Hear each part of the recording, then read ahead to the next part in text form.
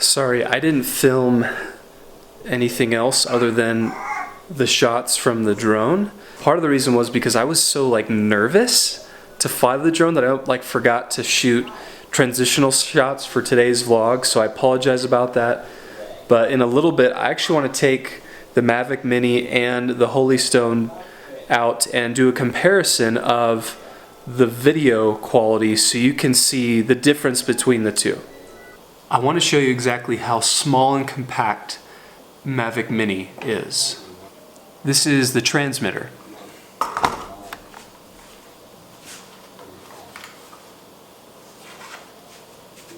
This is the drone.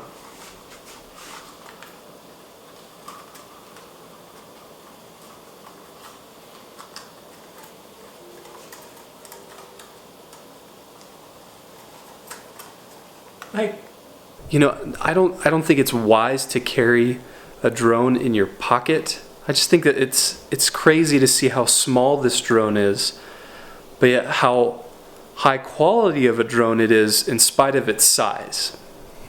All right, found a sweet little landing and takeoff pad right about here in this park. We're gonna set up shop here and see if we can get some good shots. We're going to do a comparison between the Holystone 700D and the DJI Mavic Mini.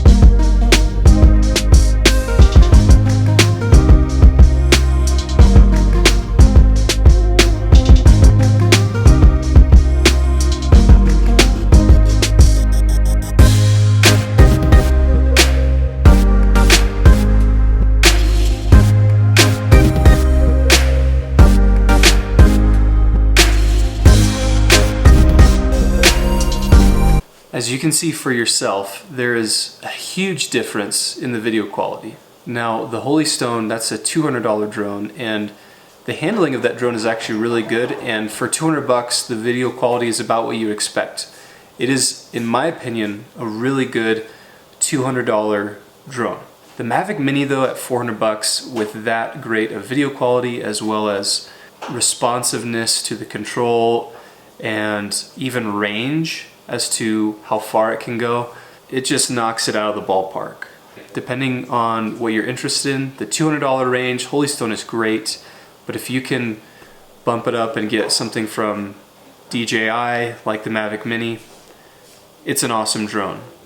Drones are kind of like video games for grown-ups. It's pretty fun. Welcome, this is day 101. We're going over 5 different Psalms today. 7, 27, 31, 34, and 52. If you're watching today's vlog and you have not watched the day prior to this, day 100, where we go over 1 Samuel 21 through 24, you're going to be a little lost. What's happening is these 5 Psalms that we're going to look at today are what David writes or he sings or composes during the events of 1 Samuel 21 through 24. So you got to read and understand what's going on there to have a better idea as to why these particular psalms are being composed during this time. In Psalm 7, we see that David is really after the justice and the righteousness of God. So much so that he is more concerned about that than even him and his own safety, and basically saying, Lord, if I have done something wrong and I am deserving of my enemies to come against me, like, let whatever necessary consequence or punishment come upon me. And you really see his heart for justice to happen. And Psalm 27 is the one thing psalm where we see David famously says, Lord, this one thing that I desire, this one thing I long for, to dwell in the house of the Lord, to inquire of the temple or in the temple, and to just gaze upon your beauty. And this is a really awesome psalm in light of what's happening in 1 Samuel 21 through 24, because David, he really has no home. He's been forced out of his home. He's in the wilderness. He's wandering, and it would make sense that he just longs to be in the house of God.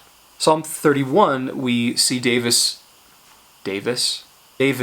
talk more about this idea of God as his refuge and trusting in God, that even though things around him are not going well, that he's trusting in the Lord. Psalm 34 is the taste and see, oh taste and see that the Lord is good. And this is really interesting because this psalm was written right after David left Nob and he was going to the city of Gath. And in this psalm he talks about how the Lord, he hates those who speak deceitfully. And David had just gotten done lying to the priest Abimelech, saying that he was on business for Saul, when really he was fleeing from Saul. And so I wonder what was going on in David's heart at this time, if he had repented of that and he was very sorrowful over his deceit, because eventually that deceit, in a way, leads to the massacre of the city of Nob. And so it's really interesting, the timing of that psalm and the things that are written in it. Psalm 52 is all about how the evil will not prosper, and even though it might seem like for a season the evil is having victory, that we trust in God. We rely on God, that He is the one that we trust in. We don't trust in things of this world. We don't trust in man. We don't trust in political systems. We trust in God. And it's a very simple, very, elementary truth. But if we do not grasp this, and if we do not walk in this, we are destined for pain. We're not going to see and behold the beauty that God wants to reveal to us. And this is a challenge for us to trust in the Lord afresh today.